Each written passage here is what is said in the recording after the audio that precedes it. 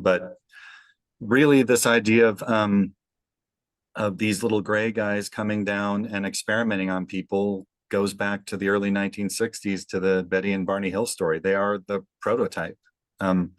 There were stories before them that had some of these similarities, aliens bringing people up on their spaceships and things like that. But it's really Betty and Barney Hill who, if your viewers don't know, they were a couple Please in New share. Hampshire.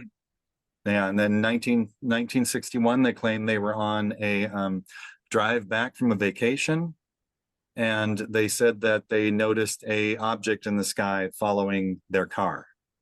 And they claim that the object started to come down out of the sky, and then all of a sudden they were back at their home in their driveway and looked at their watches, and several hours had passed. And it was later on when Betty in particular began having nightmares that they ultimately went to a therapist named Dr. Benjamin Simon, who did hypnotic regression.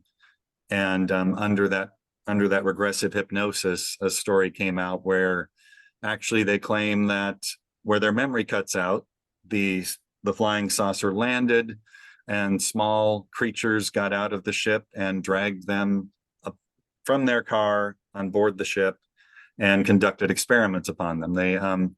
Barney had false teeth. The aliens pulled them out and then tried to tug on Betty's teeth. It's like, well, why don't her teeth come out?